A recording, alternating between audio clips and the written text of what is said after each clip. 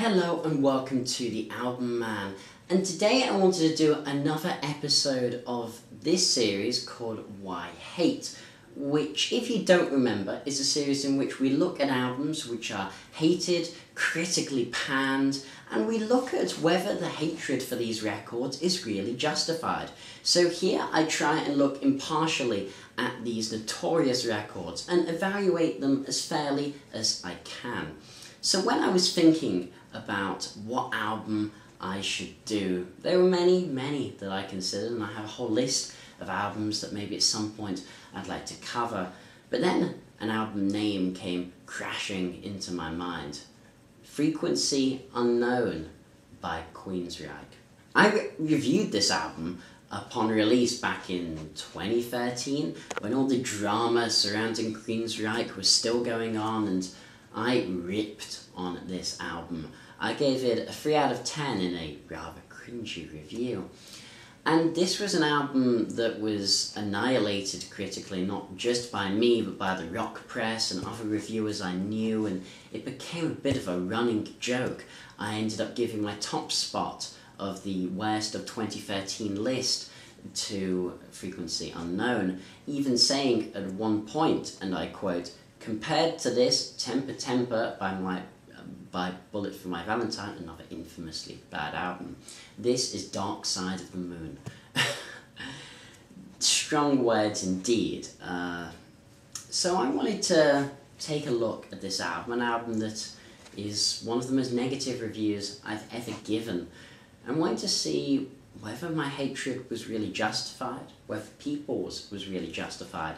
Did this album deserve the absolute thrashing that it got when it came out back in 2013? It's now 4 years later.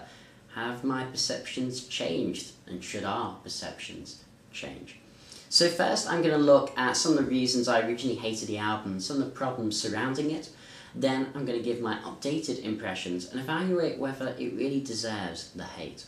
At the time, for those who are unaware, a brief history. Queensryche, the progressive metal legends, were in 2013 split into two bands. Jeff Tate had been sacked from the main band, he was the lead singer, and was running his own, with vocalist Todd Latour taking over Jeff Tate's position in the original Queensryche, and then Jeff Tate forming his own band called Queensryche. Yeah, they really did operate under exactly the same name, confusingly enough, until Jeff eventually lost a court case and now has to go by the name Operation Mindcrime and is not allowed to use the Queensryche name any longer. So the Queensryche that is around today is led by Todd Latour and features all of the other members that were certainly around back before Jeff left.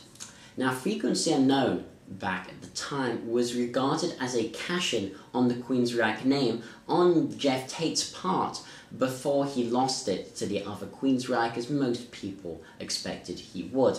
And right from the childish front cover, we had an idea of what we might be in for. The cover saying, well, F you on it, which was an obvious fuck you to the other Queensryche. But then we had the record, and the mix was so bad. I mean, it was so awful that the record label Cleopatra Records actually offered free copies of a remixed version to anyone who had bought the album. I've never heard of something like this happening, either before or since.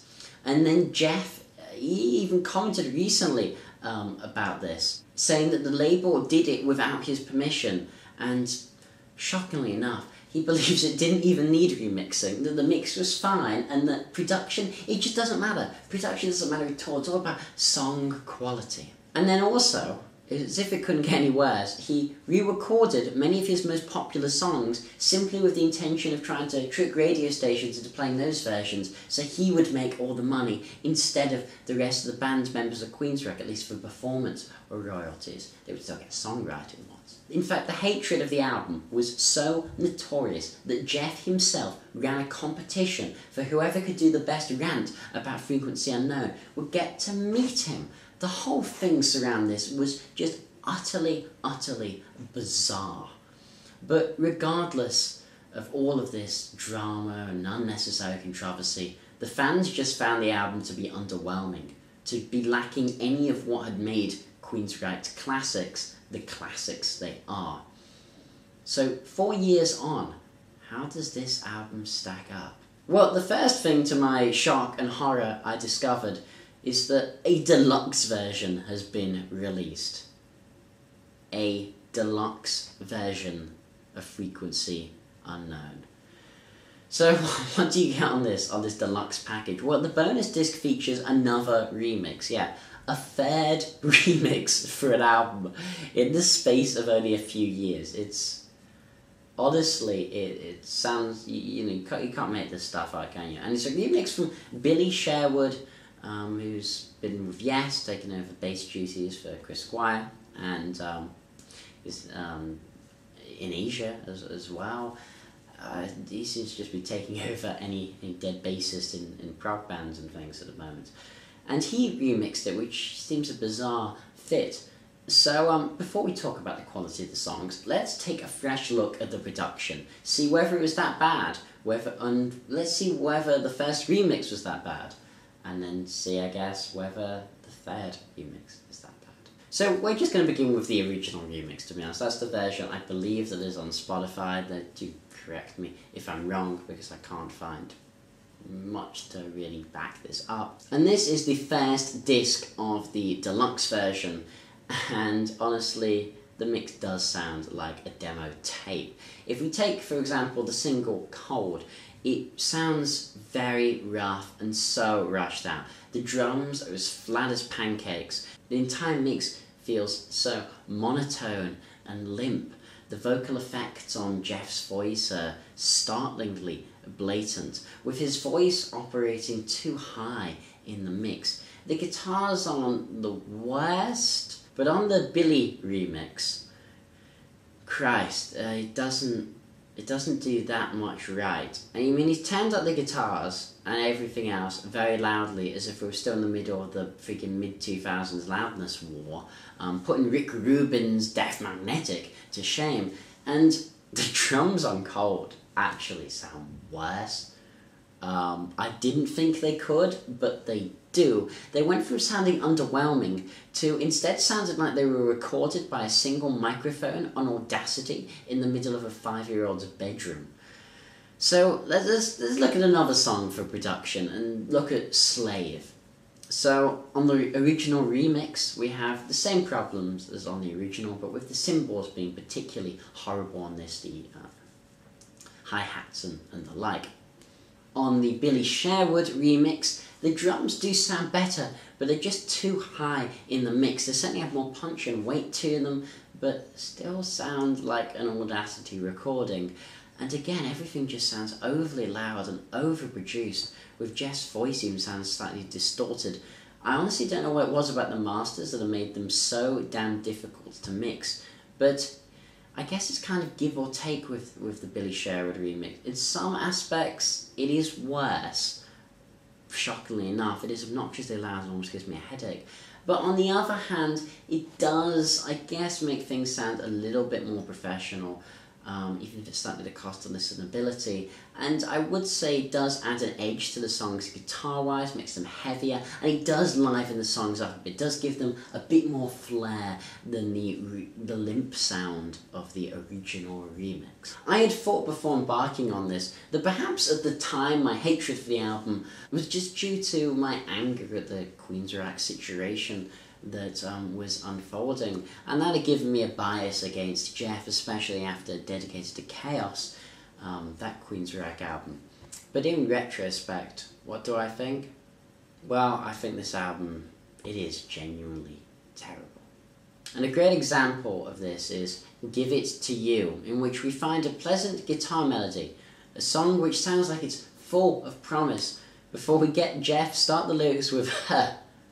He literally starts like, huh, and then goes into this drunken sounding kind of slightly rappy way of singing and saying yeah frequently as he sings what sounds to me a bit off pitch. I mean, my ears aren't great at detecting pitch-based things, I don't have the strongest musical ear, but definitely sounds off pitch to me. And regardless, just the music after the promising opening, I mean, I guess it says, well, it's this strange Indian like rhythm drum section in the left ear, which doesn't make any sense in the song. It's just Jeff's voice sounds so terrible here, and it makes the song a joke with no real instrumental breaks to break up the song. Yes, technically it has a solo, but that solo is buried under Jeff's voice in this, and it really could have done with just a breather from it, some form of instrumental break.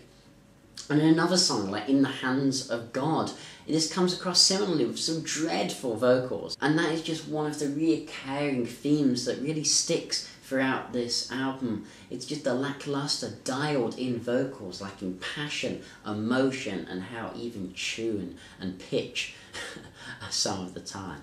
But you know what irks me even more? It's the choruses of these songs. I mean, people slate, all of those sort of mainstream Kerrang rock bands as having terrible choruses and melodies in recent years, but this is something different. We look at a song like Running Backwards or Dare or particularly Slave, and the choruses aren't just lackluster but offensive in the latter's case. Slave has just the song name as a high voice, a bit like I remember Axl did on I think it was Better on Chinese Democracy, with then a heavy generic guitar riff, which honestly also reminds me of Chinese Democracy, I have to say. The song's kind of attempting to be aggressive, but just comes off as totally disjointed, with the vocals feeling completely out of place with the goddamn awful riff. And then Dare has a shockingly similar structure. As the word Dare sung in a higher, annoying way, with a riff beneath it, which also feels detached from what's going on. And the distortion on the guitar is just horrendous. Sounding like someone's playing it for, I don't know, the default distortion button on a line 6 or something. So okay, I said we're going to be fair, so are there any positives? Yes. Running Backwards, despite falling into the same trappings described earlier, has a cracking solo to it. And it's played, bizarrely enough, by none other than KK Downing, the former Judas Priest guitarist. And it's pretty cool. And then the lead single, I meant a bit about its production, Cold, is probably the best track on the album, even if the mixes are poor. The riff is, I don't know, kind of like someone trying to rip off Ozzy, maybe. Slight Randy Rhoads thing going on. And it does build to a chorus, which at least the music fits underneath, and it has the appearance of being somewhat heartfelt vocally. It's not Jet City Woman, but it is a reasonable mainstream rock song. It's perfectly inoffensive, perfectly listenable. But mostly what this album is guilty of is just being boring to the nth degree, to being a hodgepodge of, and just a disjointed culmination of the most turgid and limp guitar riffs and choruses committed to record.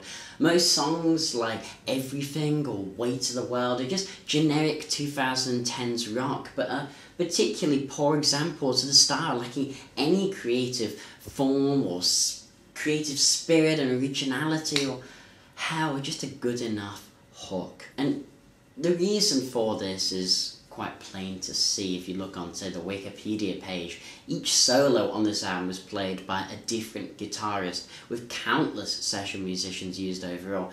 Each drum part was, each bass part was. Jeff is the only constant throughout the 10 tracks, and it's just clear this was a rushed money-making exercise, and I can't believe for 1 second that care and love and attention to detail was put into this. It's just a heartless corporate record, and perhaps worst of all, it's not even a somewhat enjoyable heartless corporate record in the same way a Nickelback album may be, because Jeff is bad even at that. I don't think I could ever bear to listen to this album again, and honestly, I think it deserves the hate. I was right the first time around with my review.